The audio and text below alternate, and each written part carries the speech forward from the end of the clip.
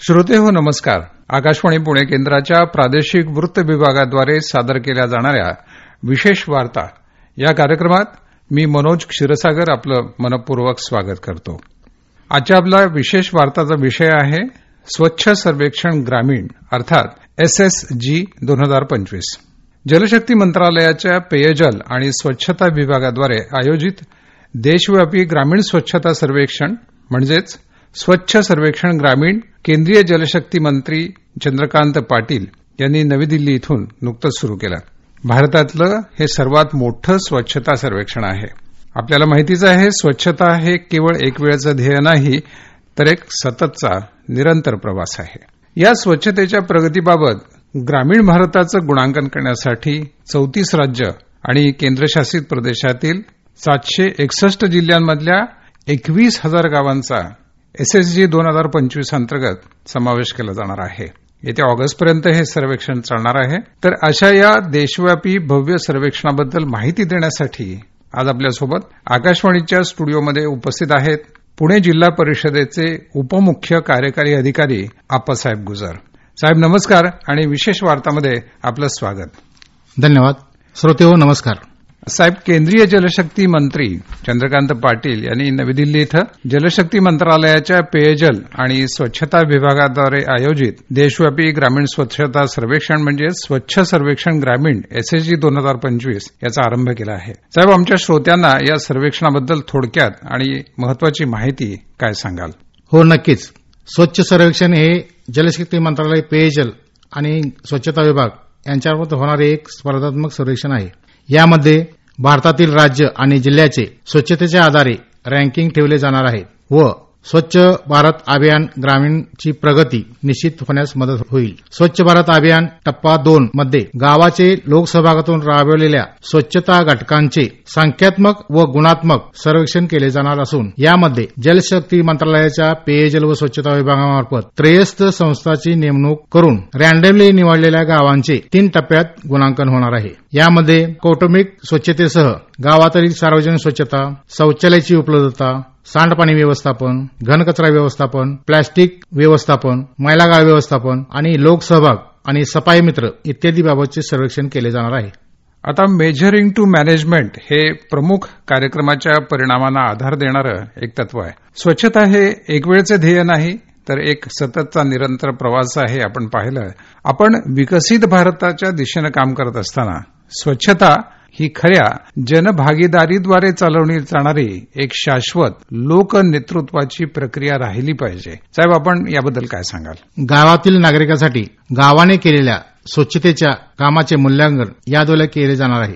गावांनी निर्माण केलेल्या सुविधा लोकांसाठी किती उपयोगाच्या आहेत किंवा त्यात काही सुधारणा कराव्या लागतात का हे देखील कळणार आहे. त्यामुळे स्वच्छता कार्यक्रमाचे नियोजन करणे सोयीस्कर होणार आहे. स्वच्छता कार्यक्रम हा एक दिवसाचा नसून सतत करावे लागते. स्वच्छता ही एका व्यक्तीकडून नाही तर लोकसहभागावर आधारित कार्यक्रम आहे. यामध्ये माझे गाव माझी जबाबदारी या भावनेने प्रत्येक नागरिकाने जाणीव झाल्याने अभियानास उत्स्फूर्त प्रतिसाद मिळत आहे. बरोबर आहे, कारण प्रत्येक नागरिकाचा सहभाग महत्वाचा आहे याच्यामध्ये. साहेब, SSG हे काही एक सर्वेक्षण नाही आहे तर एक राष्ट्रीय प्रमाणीकरण अभ्यास आहे. म्हणजे स्वच्छतेच्या बाबतीत आपण किती प्रमाणीकरण गाठलंय त्याचा तो अभ्यास आहे आणि ग्रामीण स्वच्छता कामगिरीवर राज्य आणि जिल्ह्यांची क्रमवारी लावण्यासाठी ते एक शक्तिशाली साधन पण आहे. त्यामुळे गावांना ODF प्लस मॉडेल बनवणं या उद्देशाबद्दल आमच्या श्रोत्यांना जरा सांगू शकाल का? नक्कीच. प्रत्येक गावाने स्वच्छता कार्यक्रमात लोकसहभागातून कामे केली आहेत. प्रत्येक गावांना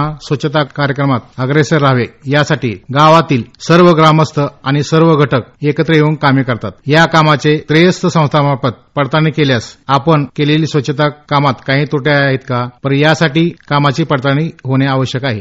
त्यातून गावागावात स्वच्छतेची निकोप स्पर्धा होत आहे. साहेब, या सर्वेक्षणासाठी यंत्रणेची रचना ही कशा प्रकारे करण्यात आली आहे? जलशक्ती मंत्रालयाच्या पेयजल आणि स्वच्छता विभागामार्फत याचे आयोजन व मूल्यांकन होणार आहे. गावचे प्रत्यक्ष सर्वेक्षण AMS या त्रयस्थ संस्थेमार्फत केले जाणार आहे. अच्छा. ही संस्था आपल्या पेयजल व स्वच्छता विभागामार्फत नेमणूक करण्यात आली असून यामध्ये 3 टप्प्यामध्ये या सर्वेक्षण केले जाणार आहे. बर.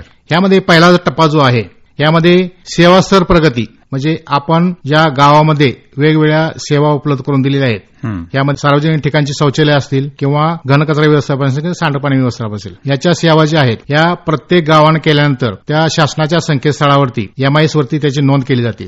तर या केलेल्या नोंदी या प्रथमतः सेवा स्तर प्रगती या टप्प्यामध्ये पहिल्यांदा पडताळणी केली जाणार आहे.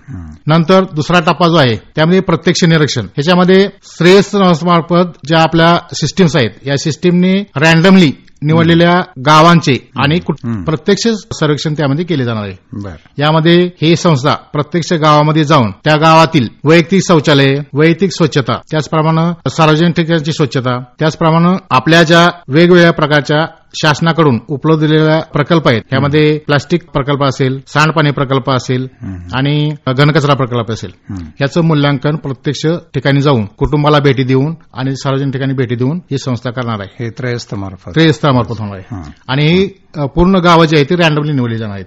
गाव आणि कुटुंब पण रँडमली निवडले जाणार आहेत. कारण इतकी सगळी गावं आहेत ते कुठल्या कुठल्या गावात प्रत्येक म्हणजे गावातले कुटुंब पण सर्व त्याचं सर्वेक्षण होणार नाही. जे आपल्या सिस्टीमने रँडमली निवडले आहेत तेवढ्याच गावची होणार आहे. आणि तिसरा टप्पा जो आहे यामध्ये मुख्यत्वे लोकसहभाग हा ऍटम त्यामध्ये घेतलेला आहे त्यांनी. त्यामध्ये आपल्याला म्हणजे गावाच्या विकासामध्ये किंवा त्या प्रक्रियेमध्ये लोकांचा किती सहभाग आहे याचं निरीक्षण केलं जाणार आहे. त्यासाठी शासनाने एक ऍप केलेला आहे. मोबाईल ऍप केलेला आहे. त्याला SHG 2025 असं जर आपण प्ले स्टोअरवरती गेलात तर आपल्याला ते आढळून येईल. उपलब्ध आहे. तर हे त्यांना डाउनलोड करायचं आहे. आपला मोबाईल नंबर टाकून त्याला आपल्याला सर्वेक्षणामध्ये आपण सहभागी आहात याची संमत द्यायची आहे. त्यानंतर तुम्हाला तो भाषा विचारेल. नंतर तुम्हाला भाषेत चयन केल्यानंतर एकूण 12 प्रश्न जे तुमच्या वैयक्तिक स्वच्छतेबाबतचे असतील किंवा सार्वजनिक तुमच्या गावात ज्या सुविधा निर्माण झाल्यात त्याबद्दलचे असतील. तर या 12 प्रश्नावरती आधारित सिटीजन्स अप्लिकेशनवरती त्यांचा रिस्पॉन्स घेतला जाणार आहे आणि या ऍपद्वारे पण सर्वेक्षण केलं जाणार आहे. म्हणजे या ऍपचा वापर समाजातल्या कुठल्याही घटकातला कोणीही करू शकतो. दुसरी गोष्ट अशी आहे की जेवढे आपल्याला जास्त रिस्पॉन्स येतील तेवढा त्या जिल्ह्याचा किंवा त्या राज्याचा क्रमांक वरचा असेल. नक्कीच. कारण तेवढा प्रतिसाद मिळेल त्याला किंवा लोकांकडून माहिती पण मिळेल. हो. आणि ही प्रक्रियाच मुळात लोकसहभागातून असल्यामुळं म्हणजे मूल्यांकन करण्याचं एक साधन आहे त्याच्यामध्ये की लोकांचं पार्टिसिपेशन किती आहे त्याच्यामध्ये. हो साहेब, मगाशी आपण बोलताना एक उल्लेख केला ODA+ मॉडेल बनवणं. तर ही संकल्पना नेमकी काय आहे? याच्यामध्ये आपण ज्यावेळेस हे स्वच्छता अभियान चालू केलं त्यावेळेस आपल्याला फक्त आपण ठराविक गोष्टीकडे म्हणजे गावातील स्वच्छता म्हणजे केर कचरा आणि शौचालय यावरती लक्ष केंद्रित केलं होतं. पण नंतर स्वच्छ भारत अभियान टप्पा 2 मध्ये ह्याच्या संकल्पना पूर्ण बदललेल्या आहेत. कारण पूर्वी आपण फक्त कचरा गोळा करायचो त्याच्यावरती प्रक्रिया करत नव्हतो. सांडपाण्यावरती प्रक्रिया करत नव्हतो. तर हे सर्व सांडपाणी प्रकल्प आणि घनकचरा प्रकल्प ह्याच्यामध्ये ह्या आलेले आहेत. ह्याच्यामध्ये आपण ज्यावेळेस ODA+ मॉडेल आपण गाव घोषित करतो त्यासाठी मेन क्रायटेरिया आहे पहिले म्हणजे सर्व गावातील नागरिकांनी याच्यामध्ये तुमचे वैयक्तिक शौचालय आहे याचा वापर केला पाहिजे. दुसरी गोष्ट प्रत्येक घरामध्ये शौचालय पाहिजे. दुसरी गोष्ट म्हणजे आपल्या ठिकाणचे जे सार्वजनिक ठिकाणी आहेत यामध्ये असेल ग्रामपंचायत कार्यालय असेल, शाळा असेल, अंगणवाडी असेल किंवा काही धार्मिक स्थळं असतील. या सार्वजनिक ठिकाणी पण प्रत्येक ठिकाणी आपल्याला शौचालयाची सुविधा उपलब्ध पाहिजे आणि ती स्वच्छ आणि वापरण्यायोग्य पाहिजे. दुसरा जो महत्वाचा क्रायटेरिया आहे ह्याच्यामध्ये आपण जे आपल्या गावातला कचरा आहे यातला ओला कचरा आणि सुका कचरा जो आहे तो आपल्या कुटुंब स्तरावरतीच वेगळा झाला पाहिजे. वर्गीकरण झालं पाहिजे. त्याचं कारण असं आहे की जोपर्यंत आपला तो कचरा एकत्र जातो तोपर्यंत ही समस्या आहे. बरोबर. पण एकदा जर आपला कचरा जर कुटुंब स्तरावरती वेगळा झाला तर प्रत्येक गोष्टीला मूल्य आहे. त्याला पुढे यंत्रणेवर ताण नाही. म्हणजे तुमचा तो त्यातला जो ओला कचरा आहे त्यामध्ये तुम्ही कंपोस्ट बनवू शकता, बागेला वगैरे वापरू शकता. दुसरी गोष्ट जो त्यातला सुका कचरा आहे त्यामध्ये प्लास्टिक असेल, लोखंड असेल, रबर असेल, कागद असेल तर याला प्रत्येक गोष्टीला मूल्य आहे आणि त्याचं रिसायकलिंग आपल्याला वापर करता येऊ शकतो. त्यामुळे ते कुटुंब स्तरावरतीच वेगळं झालं पाहिजे यासाठी कार्यक्रमामध्ये भर दिलेला आहे. दुसरी गोष्ट म्हणजे सांडपाणी व्यवस्थापन. आपण आपल्या पूर्वीच्या ज्या योजना होत्या त्यामध्ये फक्त आपण गटर घेत होतो आणि गटरातून पाणी डायरेक्ट आपल्या शोषखड्यात किंवा सोर्समध्ये एखाद्या जात होतं. तर याच्या पण आपल्याला प्रक्रिया करून ते पाणी आपल्याला नंतर सोडायचं आहे. तर यामध्ये सांडपाणी प्रकल्पाला पण खूप महत्व आहे. म्हणजे प्रत्येक गावासाठी एक प्रकल्प असं काही आहे? नाही, प्रत्येक याच्यामध्ये सांडपाणी प्रकल्पामध्ये पण 2 प्रकार आहे. एक मध्ये वैयक्तिक आहे, ह्याच्यामध्ये तुमचे शोषखड्डे असतील. आपल्या घराशेजारी आपल्या शोषखड्डा पाडायचा, त्यामध्ये पाणी आपल्याला जिरवायचं. सगळ्यात चांगलं कुटुंब म्हणजे आपल्या घरातला कचरा आणि घरातलं सांडपाणी जे बाहेर जाऊ देत नाही, ते सगळ्यात चांगलं आपल्याला कुटुंब आहे. पण आपल्याकडे शहरामध्ये फारशी जागा उपलब्ध नसल्यामुळे ते जागा नसली त्यामुळे ते खेड्यांमध्ये तेवढी जागा होऊ शकते.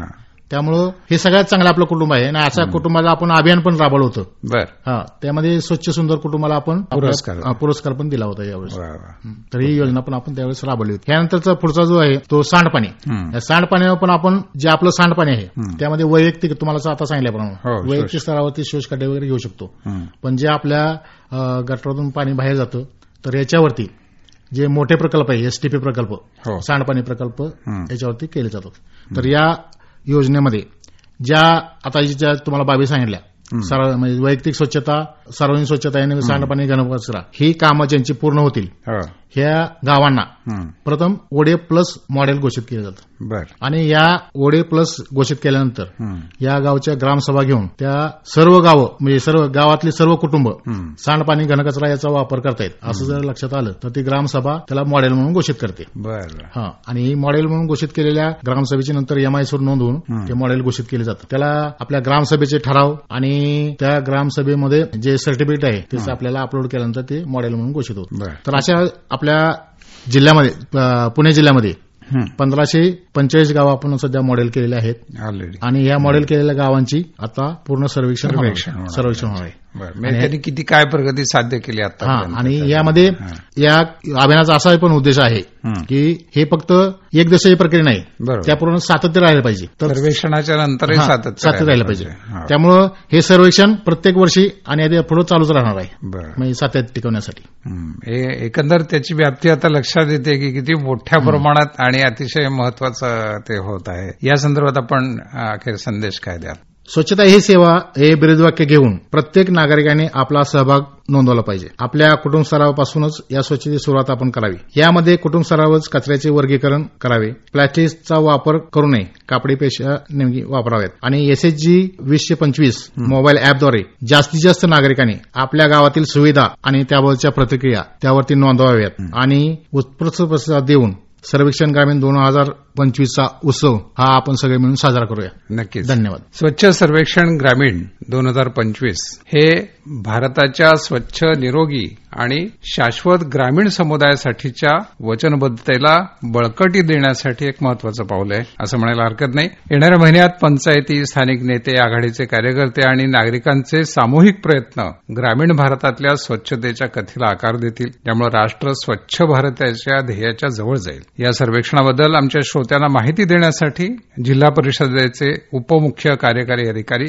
माननीय आप्पासाहेब गुजर आज आपण आकाशवाणीच्या स्टुडिओमध्ये आलात, त्याबद्दल आकाशवाणी तसंच आमच्या श्रोत्यांतर्फे मी आपले मनपूर्वक आभार व्यक्त करतो. धन्यवाद. नमस्कार. धन्यवाद. नमस्ते.